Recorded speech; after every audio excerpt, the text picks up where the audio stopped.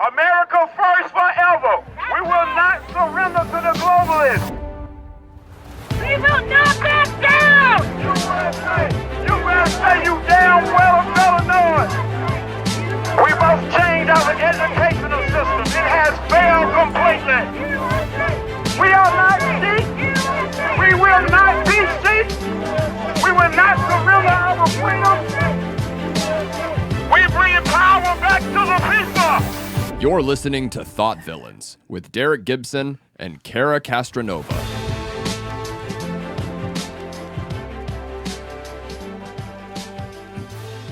Hey everybody, and welcome to Thought Villains. Today I'm alone. Derek is not in the studio, but I have a really special guest for you today, and I'm going to introduce him in a second. Derek is currently traveling the state of New York campaigning for governor, so he couldn't be with us, but I do have a video of him that I'm going to play shortly.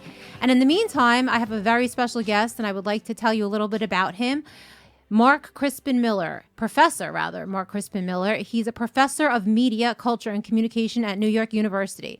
Now, I'm not sure if you heard about this guy, but there's a lot of controversy going on around him right now, a lawsuit that we're going to talk about. He is the author of several books, including Boxed In, The Bush Dyslexicon. He's right here next to me. Thank you, Professor. You're welcome. I've never pronounced that word before. Nobody has. Yeah, Cruel and Unusual, Bush Cheney's New World Order, and Fooled Again, the real case for electoral reform 2007. He's been an editor for many movies and also an editor for Forbidden Bookshelf, which sounds really interesting, and you should check that out. And he just has a whole list of great stuff that he's done. He's an author, and he's a professor of media studies, and he does some classes on propaganda, which is what we're going to talk about today. So I would like to introduce Professor Mark Crispin Miller. You can call me Mark. It's okay. I like calling you Professor. Okay. It sounds so much better. I don't meet many professors anymore. Don't, huh? No, I don't. Well, that's unfortunate, isn't it? It tells us something about the professional classes. It does. Yeah, they live in a bubble. Right. I don't know. I wanted to share with you before we go into your whole background and everything that you're dealing with right now with your current litigation with NYU. I was a journalism student, and I was in the media school at Hofstra, and this is going back like so long, over almost 20 years. It's crazy. But I thought I had some pretty good teachers that would really teach me about journalism, how it was supposed to be fair and balanced. And then I don't think they really prepared me for the real world of journalism. Right. My teachers were telling me, you can never show any type of opinion. You have to be fair. You can't be biased. It's your duty as a journalist. And they ingrained this in me.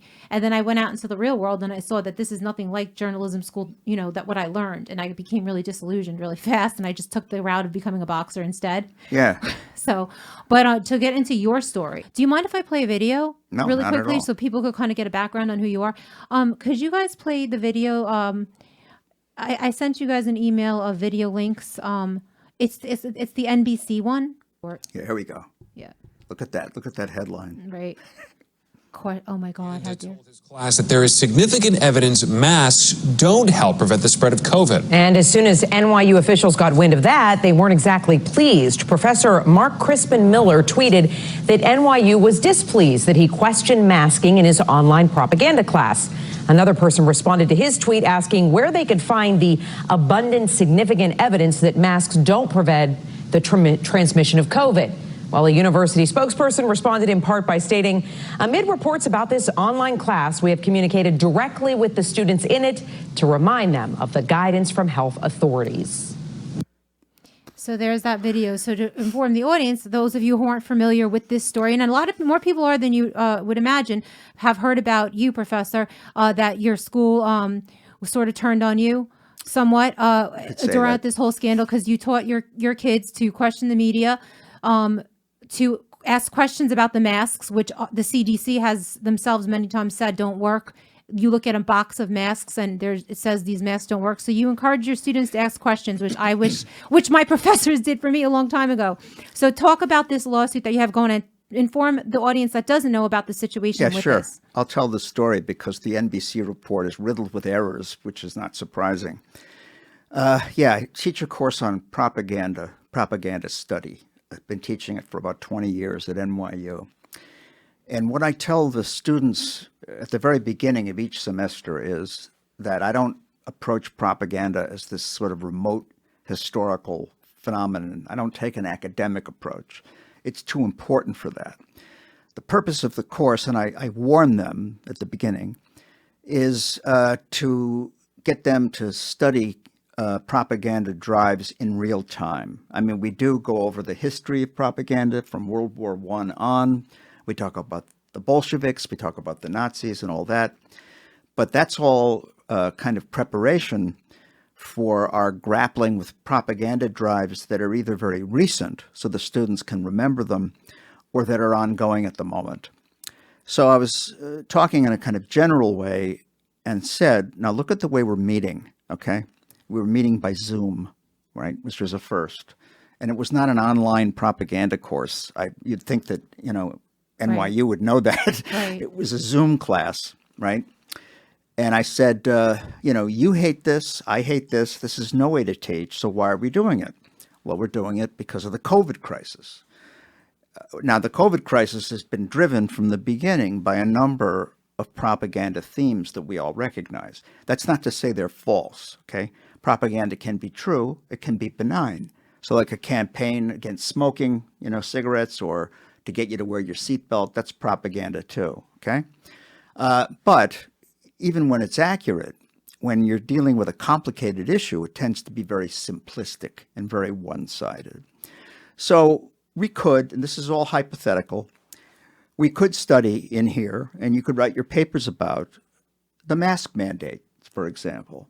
I said, it may interest you to know that all the randomized controlled trials, that's the most rigorous kind of scientific study, all those studies of masking in healthcare settings over the last 20 years or so have found that masks are not effective barriers against respiratory viruses. Now, you'll notice that NBC report said masks don't stop COVID. Okay. Right. The fact is, that's what those studies say. And I told the class you could read those. And I said, there are more recent studies, different kinds of studies, finding otherwise. All right. I would have you read all of those studies and make up your own minds whether or not these mandates have a good scientific basis. And I gave them a few tips for how to assess a new study. They're not scientists, neither am I. So I said, new studies often attract scientific reviews, comments on the website where the study has been posted, because science functions by having new studies come out, and then the authors expect them to be attacked and questioned by other scientists. It's not a hostile thing. Right. It's just that you have to figure out what the truth is. So, there's this testing period where people, right? So I said to the class, you can look for those, see if there are any glaring problems with the methodology. And I said, as students of propaganda, you'll want to, if a new study comes out and says masks work, they're great, everybody has to wear them, see what school the researchers who wrote the study work at, and then check to see if that school has any financial connections with Big Pharma or the Gates Foundation, because maybe there's a confirmation bias going on. That was my advice, okay? I also said, I want to be clear that I am not telling you not to wear masks. This has nothing to do with your following the rules. It's an intellectual exercise. You want to see if the mask mandates make sense, and it's up to you.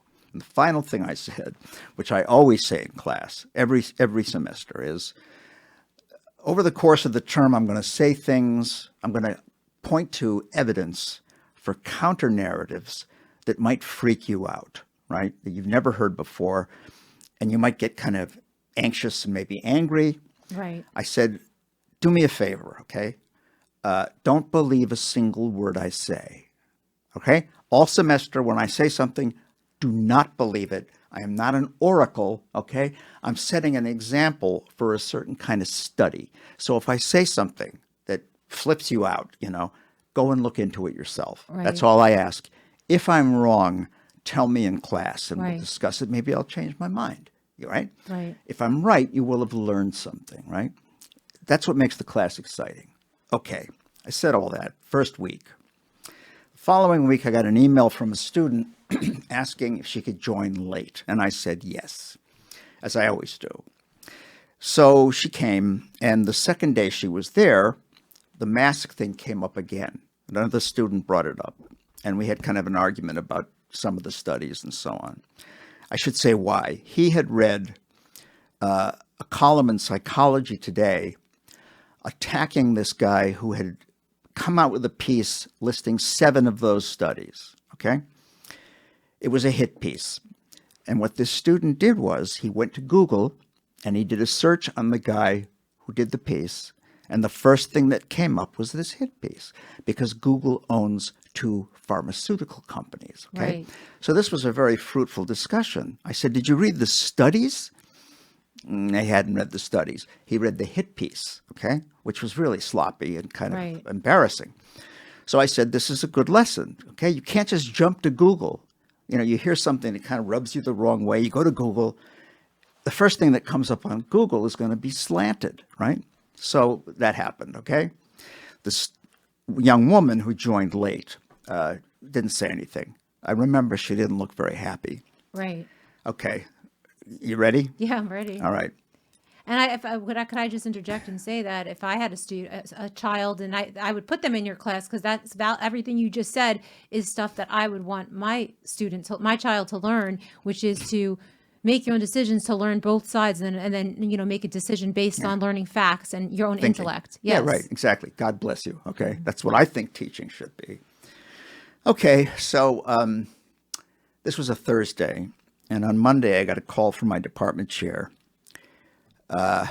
He's asking in an accusatory tone. I think he asked me if I had told them not to wear masks. I said no. I said the opposite, in fact. But I did tell them to read these studies, blah, blah, blah. He was very kind of belligerent, So he said, you told them to read that stuff? Well, I'm going to have to tell the COVID police or whatever they're called. I said, all right. So I think he told me that day that a student in the class had gone online to complain. Somebody told me that day, and I went to Twitter, and sure enough, this student was demanding that I be fired. It's insane. And it wasn't just one tweet. It was maybe like 10 or 12. Right. She went to my website, markcrispinmiller.com, where we post all the stuff I send out to my listserv every day. And it's news that people should know. It's been blacked out, comes from local media, comes from the foreign press, citizen journalists, a lot of really important stuff about COVID and, woke madness. So if people want to be in the listserv, they can just sign up at the website, okay? She took all these screenshots of stuff that I had put up and tweeted them as self-evidently false and said that it was all from right-wing or conspiracy websites, okay? She's demanding I be fired. All right, that's never happened to me. I didn't like it, but it was her First Amendment right to do that. That in itself was no big deal. But what was and is a big deal is that NYU took her side, okay? Here's this young woman demanding that I be fired, right? And my department chair immediately tweeted her his thanks and said, this is a quote, "We as a department have made this a priority and are discussing next steps." Okay. Right. I've been in that department since 1997. So how many years is that? That's about 25 years. Yeah. Right? 25 20, years? 24, 25. Right. Yeah. And nobody said anything to me. Nobody asked me what had happened. There's this student, and some of the things she tweeted were fantasy. Like she tweeted that I had bombarded her with emails demanding that she agree that masks don't work or she would be a dupe of the media. Okay, this is kind of crazy because the only emails we exchanged had to do with her joining the class. But they seized on this. They jumped on this. He tweeted this. The next day, the dean and the doctor who is in charge of COVID policy at NYU, which is really draconian.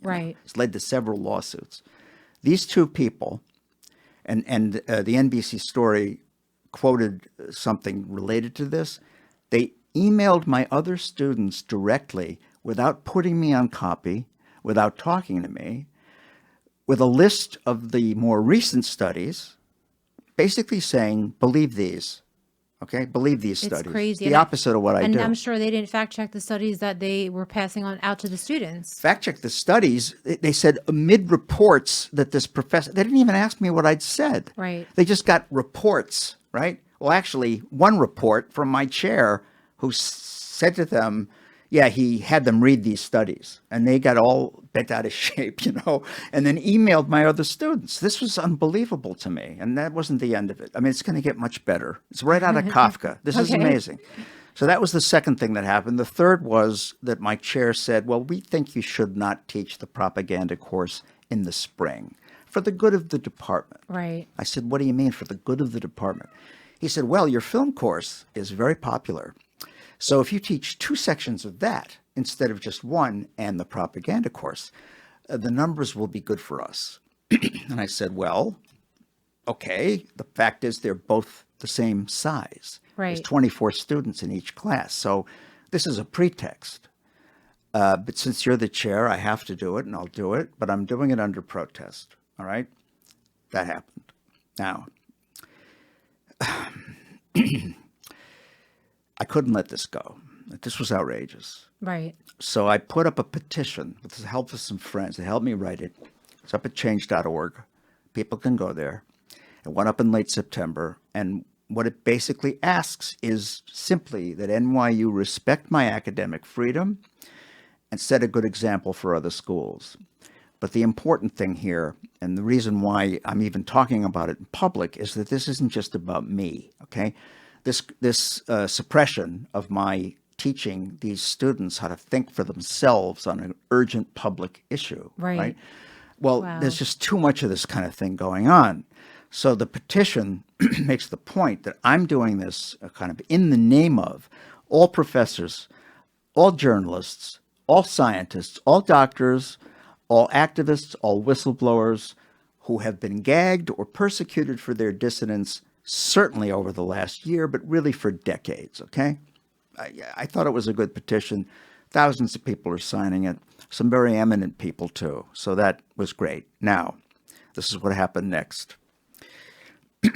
A month later, my dean emails me out of the blue and tells me that he has ordered a review of my conduct at the request of my colleagues in the attached letter. There's this letter. It's the first Right. I've seen it. This letter starts out by saying, we believe in academic freedom. Right. It's like, So when no. people say that, you got to watch out because Yes. there's a big but coming. So they said, we believe in academic freedom, but according to the faculty handbook, if a colleague's behavior is sufficiently heinous, it nullifies his academic freedom. So what they're basically saying is, my behavior was so odious that I should be fired, as the student who attacked me wanted, right? Right. Now, what had I done? You may want to know. Well, according to the letter, first of all, they said, I discouraged my students from wearing masks, despite a New York state law, because there's no such law, right? So they don't know what they're talking Right. about, and I never did that. They also said that I intimidated students who were wearing masks, okay? I've never seen a student wear a mask on Zoom. I Right. mean, there might be some mentally Right. unbalanced ones who, put a bag over their heads. Right. So that didn't happen. But that was just a wind-up, okay? They went on to say that I was guilty of explicit hate speech, attacks on students and others in our community, assailing students with non-evidence-based theories, maintaining an unsafe learning environment, and microaggressions and aggressions. I read all this. So what was the hate speech? Where did they get that from? Is that just something they pulled out of everybody does that nowadays, hate speech? Yes, and we'll return to that point. That's very important. The hate speech charge had nothing to do with any of anything I'd said in class. It was about 4 things they found online that I had written.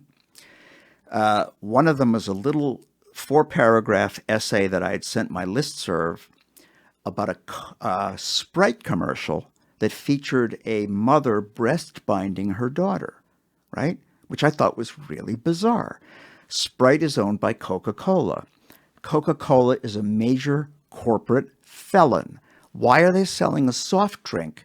By spotlighting transgender ideology, right? Right. So it was 4 paragraphs long. Breast binding. I'm like.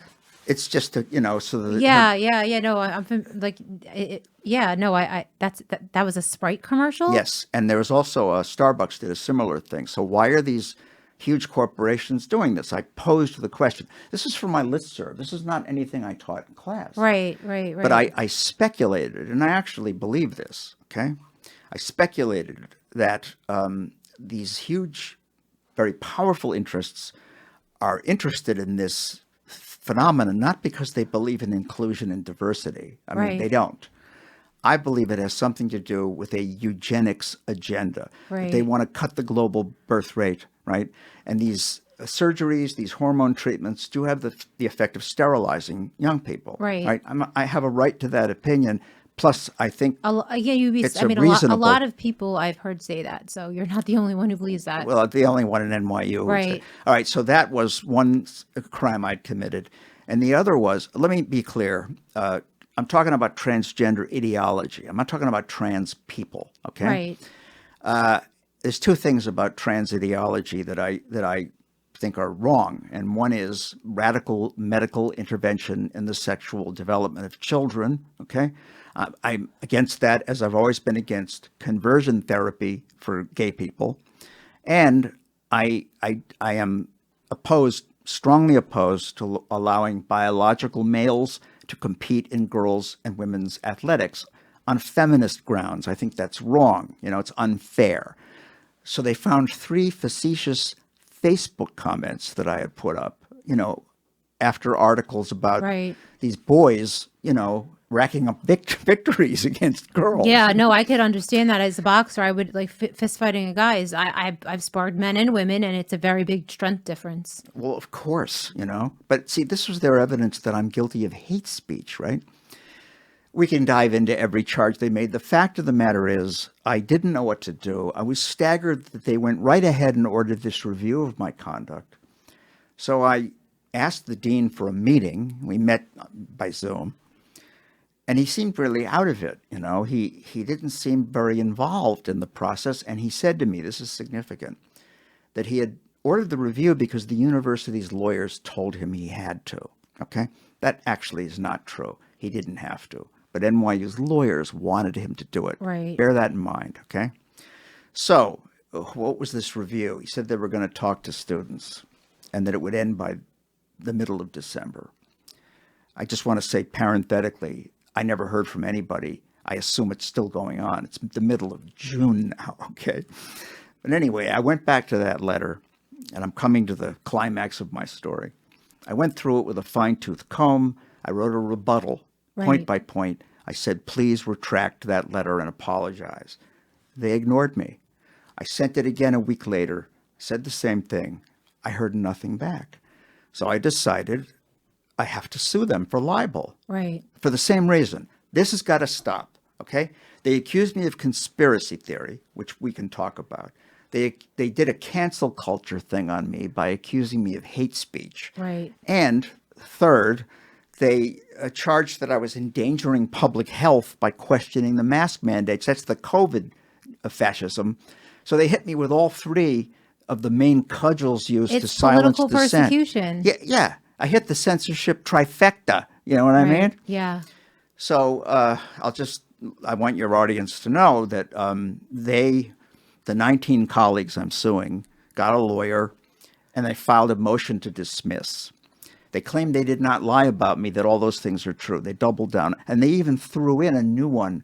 They said I had hurled racial slurs at students and ethnic minorities, which is... Where did that come from? Okay, I can tell you the story of where it came from. I was teaching my propaganda course, and we were talking about why the assassinations of Kennedy, Malcolm, Martin Luther King, and Bobby are so important. And we could talk about that later, because I'm interested in on all of that stuff. Very important. So we were talking about that, and I was making the point that all 4 of them were killed in part because in different ways, each one of them was a unifying figure. Okay. Right. Jack Kennedy would have sailed to re-election on peace platform, basically, and he had broad support.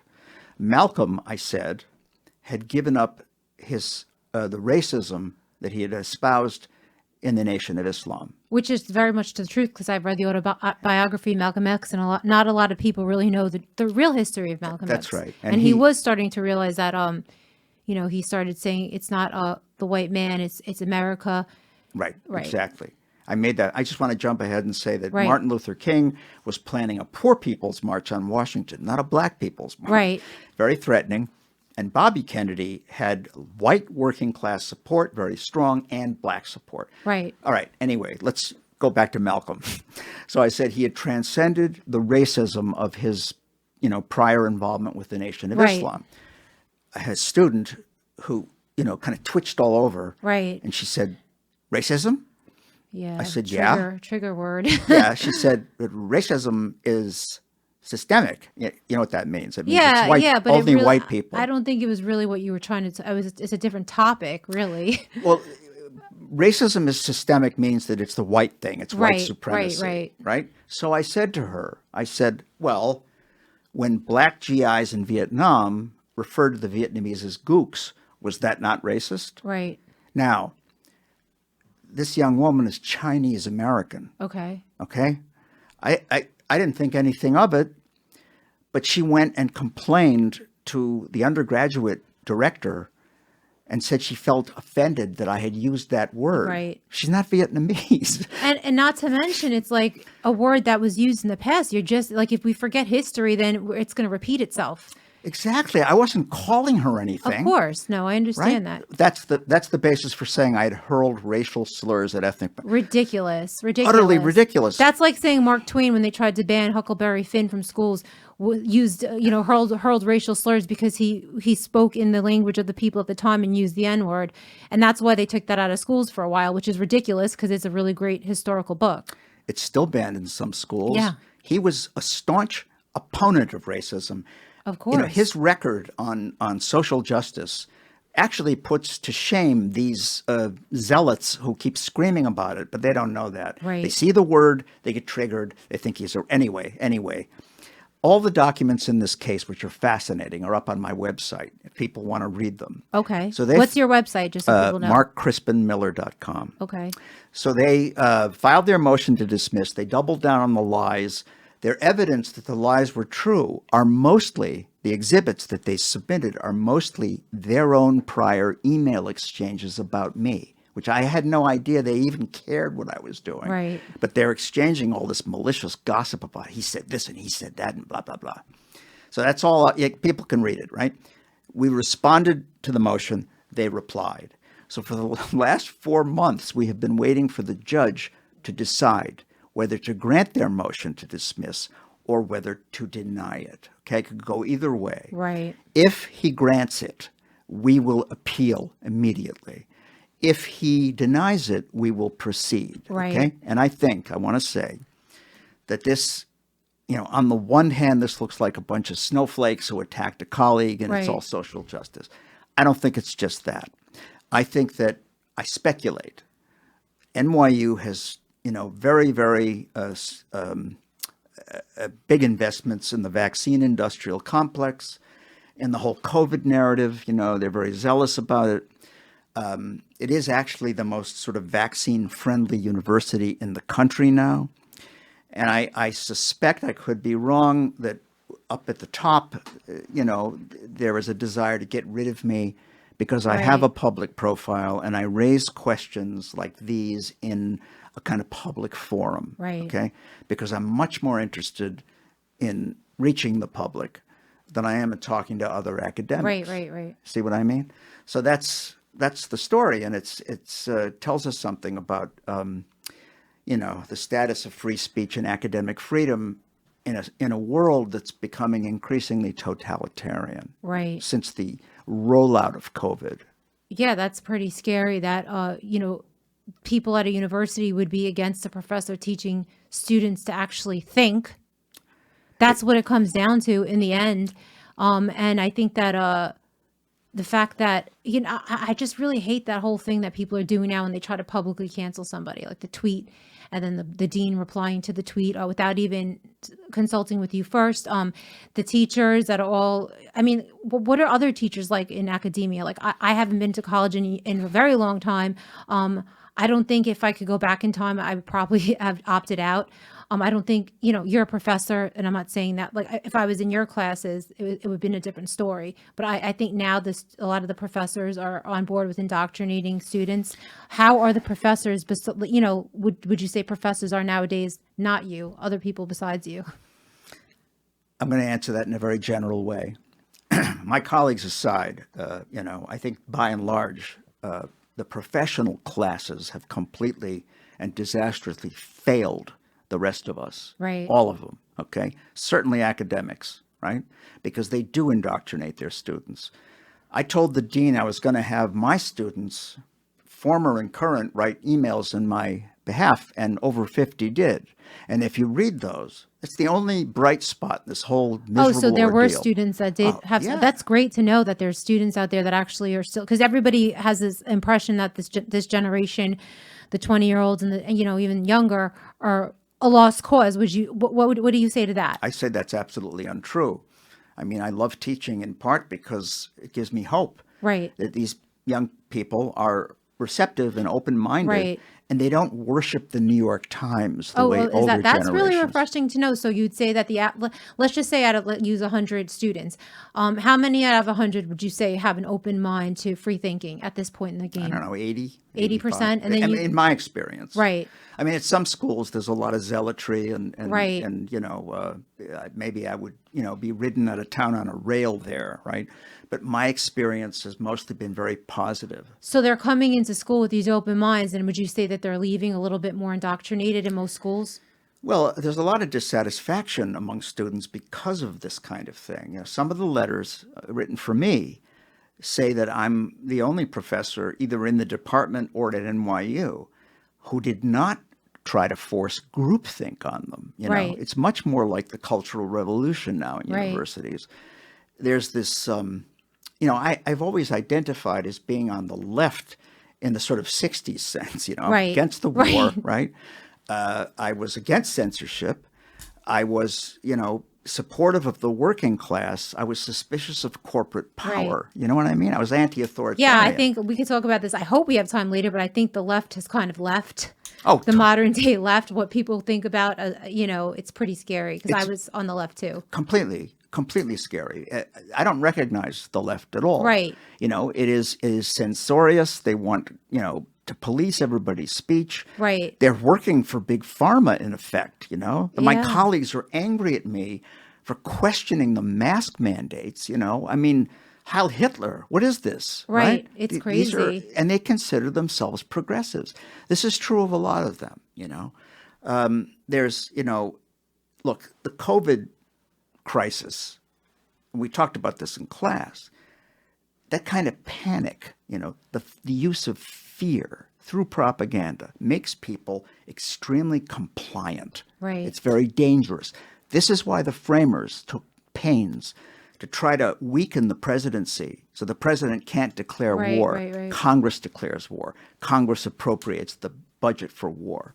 So they didn't want the president to end up like a monarch who could just declare war, right, and everybody would fall into line, okay? That's kind of built into the American system. And unfortunately, it didn't work. It hasn't worked, But I don't, this kind of authoritarianism is sort of anti-American in a fundamental way. And academics who formerly would question all this, at least when I was a kid, right? They don't question it. They fall into line. It's insane. Yeah, it's bad news. It's disheartening, really. 1 second. Do you guys? What time do we start? Just so I can keep an eye on the time, because I want to talk about other topics. We're at 37 minutes right now. All right, 37 minutes. Okay. Do you mind if we keep it on a split screen, No, or is that no problem. possible? Yeah. Absolutely. So.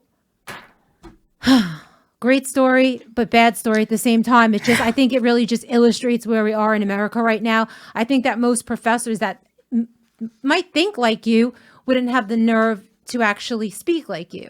So they're going to keep it bottled up inside. So thank you so much for encouraging students to talk, to think, especially ones at NYU, you know, and I know that NYU has some really bright minds. It's almost an Ivy League school from what I understand, right? A lot of smart kids in there. So there's hopefully hope for these students in some ways. Well, if they can find, good classes. I mean, NYU, let's bear this in mind. NYU is probably the most expensive school in the world. Oh, yeah, I know. My brother went there. We're still paying it off, you know. There you go. And the students are all, their families sink into debt to pay this off. So it's crazy. So you're going into debt to teach your kids to be zombies?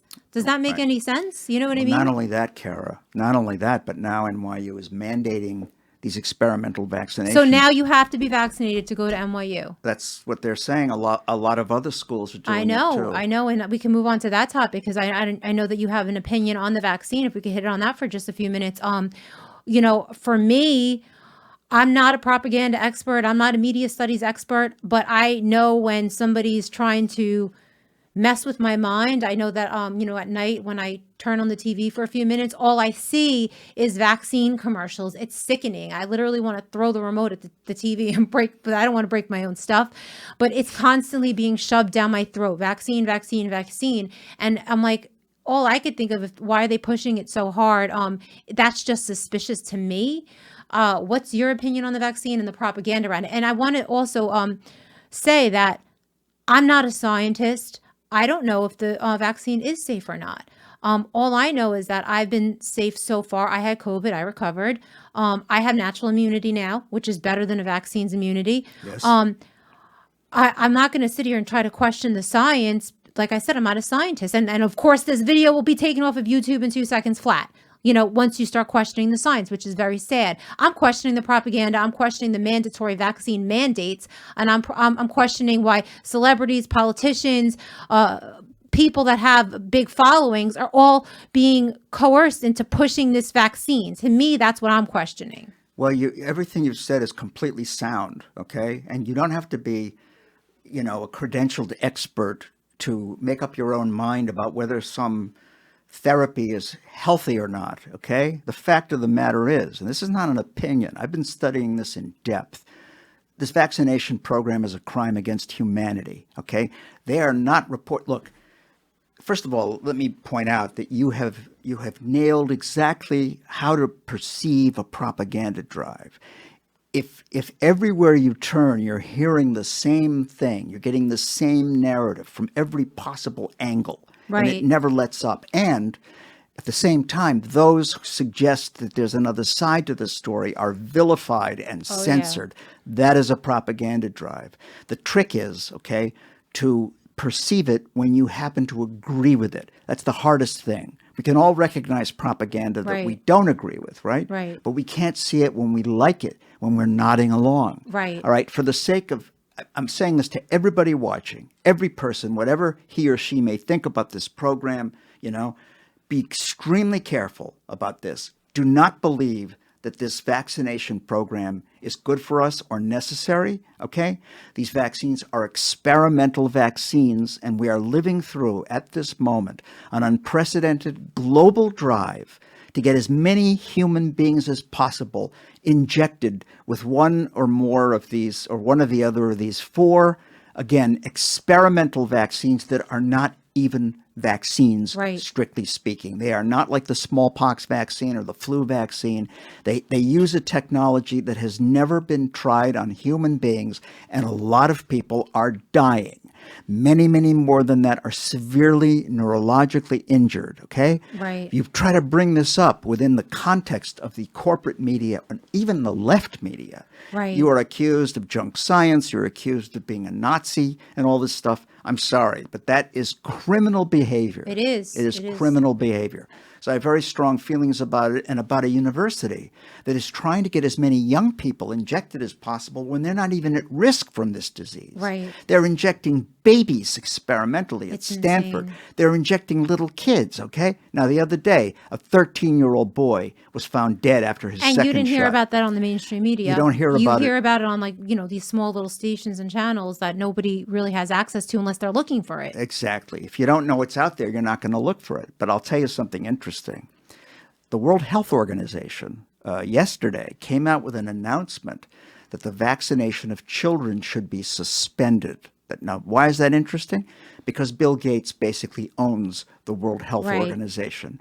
What I think that means is that, when kids start dying, right, when you start to attract the anger of mothers and fathers, maybe it's time to put on the brakes a little bit, because if parents really stand up for their kids and say no, it could jeopardize the whole program. They want everybody to get these shots, which is very, very suspicious. It is suspicious. It is. And it's just such a topic that gets you to talk about the vaccine on Facebook, talk about it on Twitter. Your account gets suspended. Exactly. And when you look up a guy, I know you know Del Bigtree, when you put his name into the into Google, which is, as we know, partially owned by the CIA, from what I understand. Well, there's a relationship. There's a relationship, right? And they're calling him debunked scientist or a discredited person. And they do this. This is the thing they are doing now on Google. They do it with you. Right. They'll say, what do they call you? Discredited or...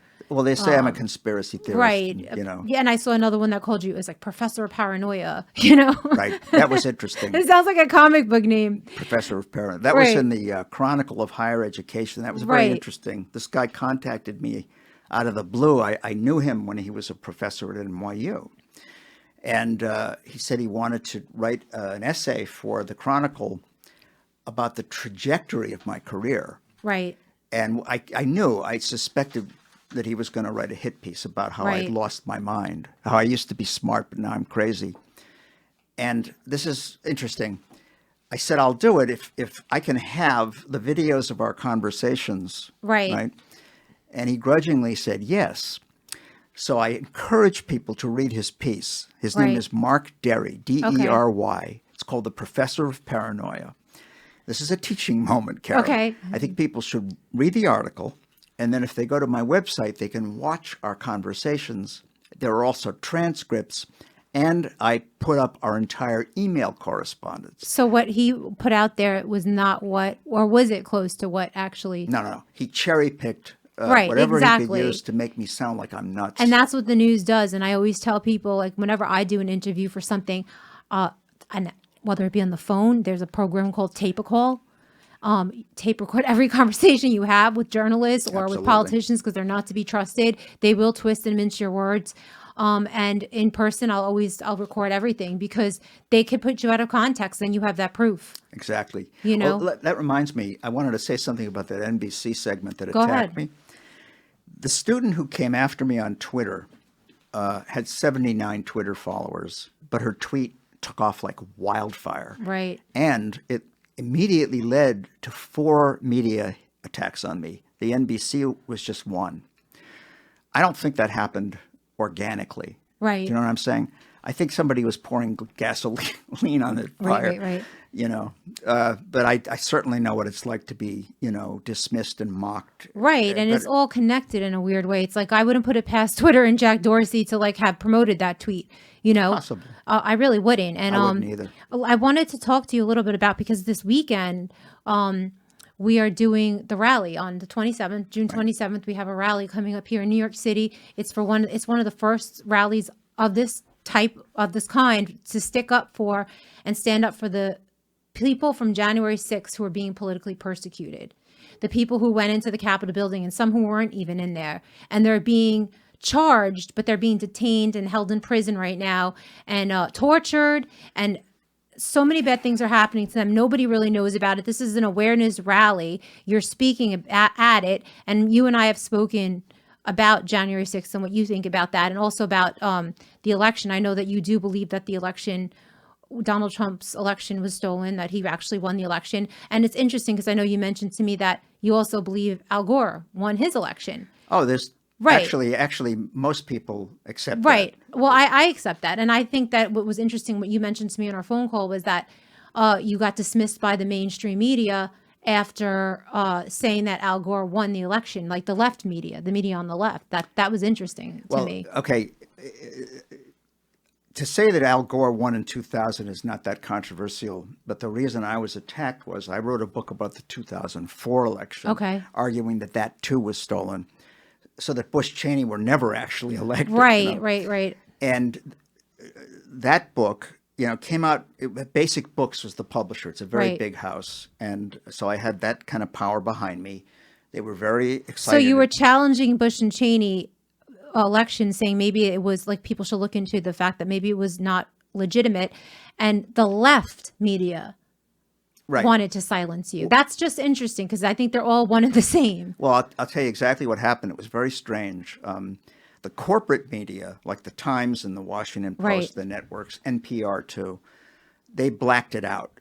They would not do any reviews. They wouldn't have me on for interviews. And Right. you have to understand that before that book came out, I was often on NPR. Right. And I wrote op-eds for the Times. Right. So I was kind of an acceptable figure. But when I made the argument, the 2004 election was stolen. And I made the argument, for the sake of getting the American people to demand radical reform of the voting Right, system. of It's course. completely corrupt, right? They blacked it out, but as you say, the left press, for which I'd written for Right, years, right. attacked me and called me a conspiracy theorist. Right. This just blew my mind. Right. It's crazy. So from that point on, I've been tagged as a conspiracy So let's theorist. talk about conspiracy theorists, that term and what it means. I read somewhere that you said that it's a meme, at the conspiracy theory. And I know we had spoken about this, and you mentioned that conspiracy theory, the actual concept and the word, is something that the CIA actually made up in response to John F. Kennedy's assassination. People started questioning it, questioning the Warren reports. And then all of a sudden, this word, conspiracy theorist, was unleashed onto the people. Yeah, right. What happened was, when I was called this, when I got over the shock, I asked myself, when did this become a thing? Right. What is this, right? Right. So I went, it's very simple, really. I just went to the archives, the online archives of the New York Times and the Washington Post and Right. Time Magazine, and I typed in conspiracy theory and then conspiracy theorist, and I Right. discovered that before 1967, conspiracy theory was used now and then, no consistent way, and conspiracy theorist was never used Right. at all. And that led me to the CIA memo, 1035-960. People can find it Google online. that. Well, whatever. Look it up on DuckDuckGo. Yeah. Well, even on Google, you can Right. find it. And it's very clear, it was a memo they sent to all their station chiefs worldwide explaining that suddenly there were these books coming out questioning the Warren report. And they had to do Right. something about this problem, right? So what they advised was use your media assets, whatever country you're posted in, to attack these conspiracy theorists. And it gave like 5 arguments they could use to discredit, defame these people. Right. And then you notice that the phrases start being used more and more and more in the media, more after King was murdered, Right. It's another conspiracy, more after Bobby Kennedy was murdered. And then after 9/11 explodes, it's used Right, all over. of And now, course. Kara, and this pertains to us. We it's we been- won't use the word, but that's what they will call us. Well, it's been ramped up. This isn't just like a casual attempt to defame us. They're now equating what they call conspiracy theory with domestic terrorism. Right. So they're actually arguing that if we question the results of that last election, I think the evidence that it was stolen is overwhelming. Right. Or if we question January 6th, that there's a lot about it that suggests it was a psyop, Right. with the express intention of cracking down on our civil rights. Right. If you say that, you're a terrorist. Right. And this is under Biden, the Democrat, right? Things have taken an even more fascistic turn than, any time that I can recall. It's quite frightening. It is.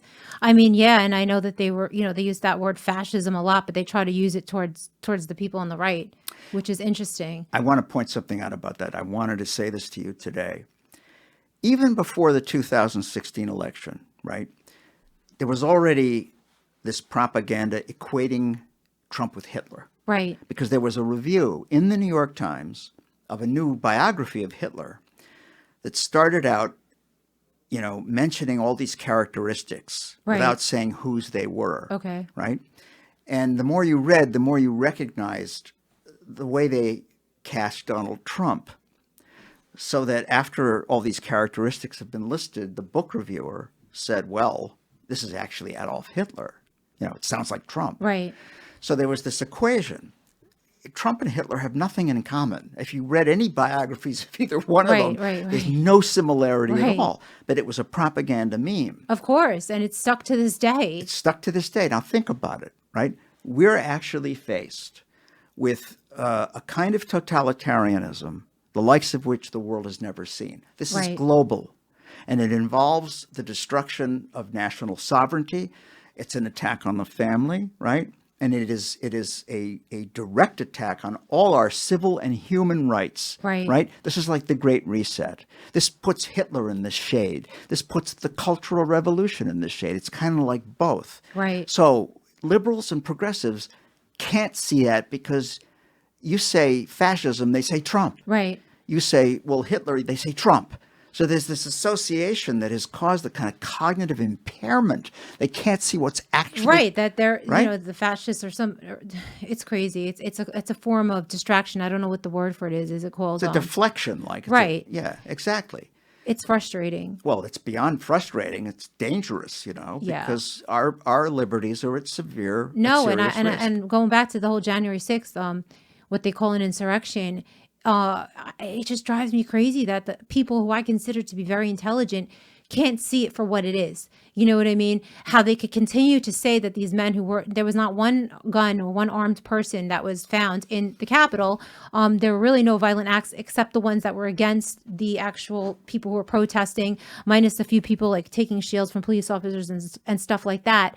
That they're terrorists and they deserve to be at Guantanamo Bay. Like I've heard that from really logical, really good, religious, nice people. A lot of them veer more towards the left that are saying these people belong in prison. We don't care about them because they're terrorists. And that is, in my opinion, the media has used a lot of propaganda in getting us to believe that, so that now that they're railroading these guys and they're going to try to pass a lot of legislation, I think, to combat white supremacy, and they're going to use these guys as an example to take away our civil liberties, that people don't see that they're being used as sort of these boogeymen. You know what I mean? Right. Well, I mean, this comes from a complete lack of principle on the part of, the Democratic Party. They seem to think that, it's only political prisoners in other countries who deserve our sympathy, right? What are they saying about Julian Assange? Nothing, right? The fact is that these people now rotting in solitary confinement. Right, without even being tried without yet. being charged, the fact that liberals can't see that this is a grotesque, betrayal of the Magna Carta, basic rights, human rights that go back centuries. It's quite frightening what they're willing to, approve because they're a member of the particular tribe that's on the other side, Right. You take a principled stand on these things. People should not be locked up in solitary or imprisoned at all. Right. For protesting. Not to mention they don't have access to their lawyers, which is, obviously unconstitutional, or the evidence being held against them. They have no access to that whatsoever. Some of them have no access to cancer treatments that have cancer. Some of them aren't even getting their mail. They're literally no human contact whatsoever, because they're all in the same pod in DC, but they don't see each other. They can kind of hear each other. There was a story where they were singing the Star Spangled Banner together on Memorial Day, and they got in trouble for that. They got thrown in the hole for singing that song. Listen, this is a form of torture, okay? And it comes right out of the Patriot Act, okay? So what they did to these, suspected Islamist terrorists, right? Many of whom were not, right? It's exactly what they're doing now to people on the right, okay? So that's the new demon. Right. And people, it's going to swing right back at you. It's like, first, that old saying that during World War II, where a Lutheran pastor had said, first they came for the socialists, that whole saying. I say it's like first they came for the January 6ers. but I didn't, stick up for them because I wasn't there on January 6th. Then they came for, the Trump supporters, and I didn't stick up for those Trump supporters because I'm not a Trump supporter. Exactly. Then they came for the people with guns, and I don't have a gun, so I didn't stick up for them. Then they came for the Black Lives Matter activists, and I'm not a Black Lives Matter activist, so I didn't stick up for them. Then they came for me, and there's nobody left to stick up for me. That's a modern time interpretation. Exactly. It's absolutely applicable. It's the same.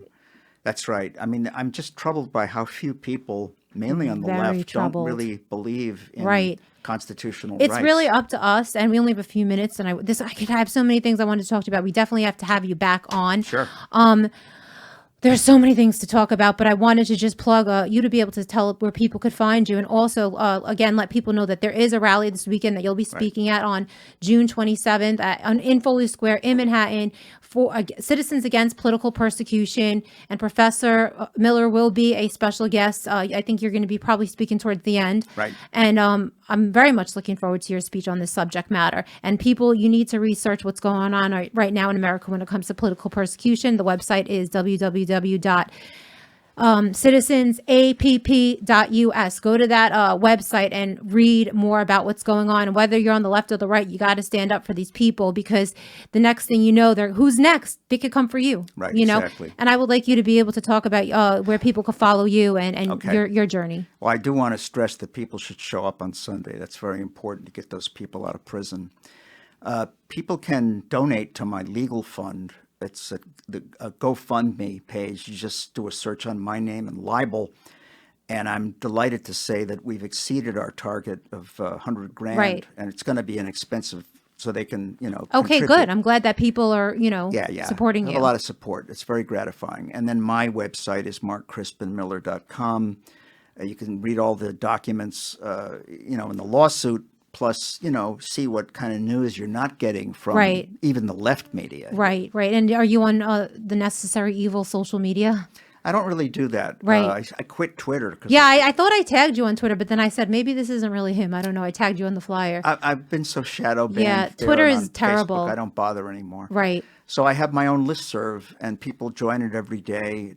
It doesn't cost anything. Right. And then there's my petition at change.org. If you can't afford a donation, just sign it. Okay, so everybody please support Professor Miller as he fights for academic freedom, which is so important in the United States, so important to give students different points of view and different ways of thinking and let them make their own decision. Right. It's like Bruce Lee said, I always go back to martial arts quotes. He said, you have to learn everything before you could discard it. So learn both points of view and then decide what works for you and discard what doesn't. But you can't just learn one point of view and not know another point of view or many points of view. So thank you for teaching students that. Continue to do that. And thank you so much for coming on today and sharing your opinion. We're definitely going to have you back. Okay. I wanted to say, everybody, please like, share, follow this channel, Thought Villains. Hit subscribe right now. Please share it with your friends and help us build our membership. We're brand new. Help us build our viewership. And leave some comments below. And follow me at Cara Castronuova on all the Necessary Evil social media. And follow us also, Citizens Against Political Persecution. That's on Twitter as well. Citizens app, I believe it is. I'm going to post it up on here underneath me. Too many things to remember with all these crazy computers nowadays and internet. It's like toxic to your mind. Thank you again, Professor, for coming on. I really appreciate it. You are definitely, and I wanted to play Derek's video. I'll edit that in later, but Derek wanted to thank you for coming on and saying you are an American hero and a patriot because you're one in many that are actually doing something like this. You are in charge. I mean, you're influencing the kids' minds right now. You have a direct influence on the next generation, the way that they're thinking and what they're, the way that their mind is going to develop. Yeah, well, right. And remember, it was forbidden to teach the slaves to read, right? Right, exactly. So now it's forbidden to teach the students to think. Exactly. It's crazy. So keep teaching the students to think. Thank you so much. Okay. Thank you, everybody, for watching Thought Villains, and we will see you next week. Okay, thanks for having me. Good afternoon, Professor. It's good to have you in the studio today along with my co-host, Cara Castronuova. You are a freedom fighter. I know you've been fighting for freedom. You've been fighting against the mask and the mandatory vaccines. I know a group of your co-workers fighting against you to have you silenced. We do not need silence of any kind in the United States of America. This is a free country. I stand with you 100% for freedom, and we will win the battle. Your students should be behind you 100%, also along with others. This is another episode of Thought Villains, and welcome to our show, Professor. Glad you're here. I'm looking forward to meeting you in person in the future. Thank you, and have a blessed day.